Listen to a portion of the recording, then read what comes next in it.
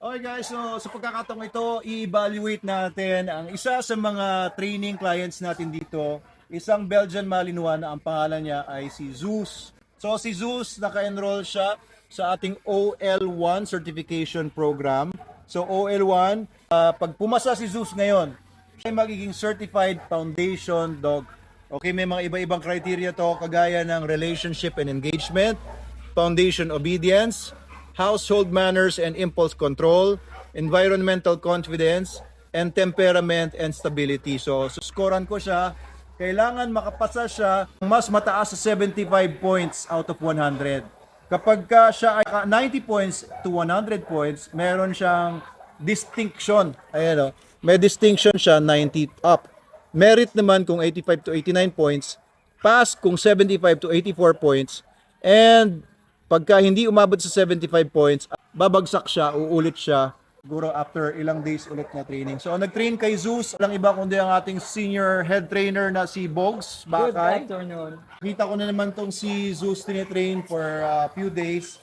Titingnan ko lang muna yung obedience part niya ngayon. Sige, papakita niyo muna ni Zeus yung heel. Mag-heel kayo, papunta doon, tapos mabalik.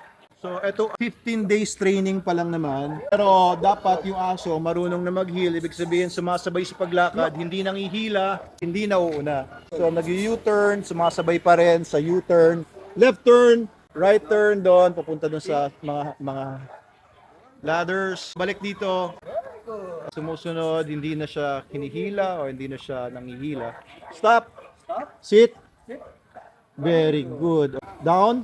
Down. Very good 15 days pa lang yan Stay mo. Stay. Stay. Tapos punta ka dun sa mga, ano doon, sa mga blue na drum. At tingnan natin ang stay ni Zeus. 15 days training pa lang yan, or L1. Whoops, break. Humakbo. Bigyan natin ng isa pang pagkakataon. Tayo naman dito ay understanding naman tayo kasi 15 days is definitely not enough para sa full basic obedience training, pero foundation pa lang naman ito. Maganda yung unang mga pinakita ni Zeus. Pumalya lang siya dun sa stay. Marunong naman umuwi. Ayan, bumalik ulit si Zeus. Tingnan natin, pag-stay ulit siya dito ni Bogs. Ayan, pag-stay mo muna. Sit. Down. Very good. Stay. Maganda naman yung ano niya. Maganda yung ibang commands. Very automatic na 15 days pa lang. So, itong si Zeus, since puppy pa lang siya. Ayun. Doon pa siya pumapalya sa stay. Stay. Sit. Down. Stay.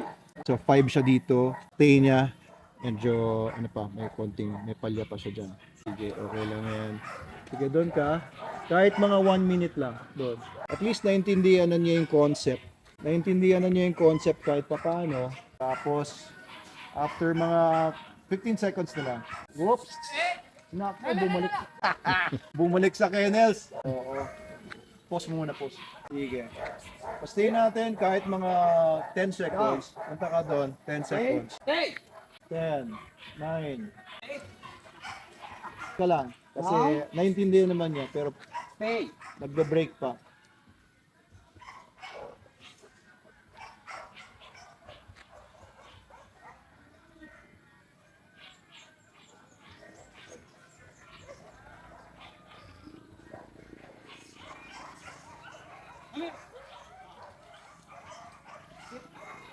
Oh, ganda ng recall, di ba?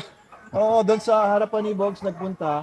Sa recall, I think recall niya, kanina tumakbo punta doon eh. Out of 10, ang recall niya, bibigyan ko siya ng 8. Stay niya, out of 10, bibigyan ko siya ng 3.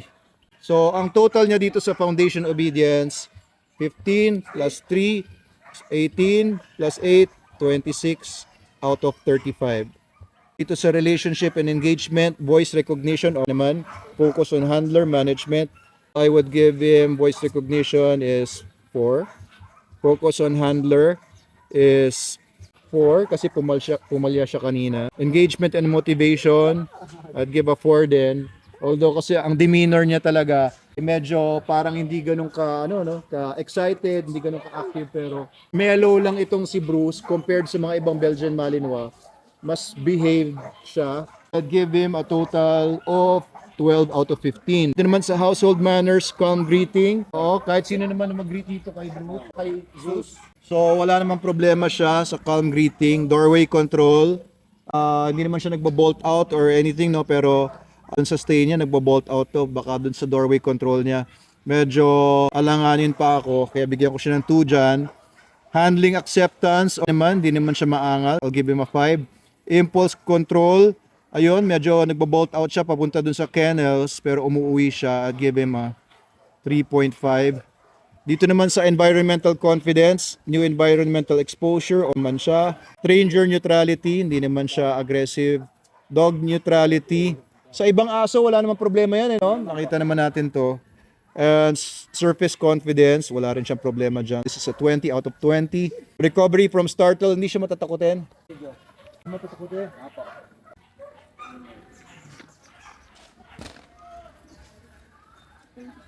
So, I think maaring genetics niya yon. Maaring kailangan pa niya ng additional confidence and everything.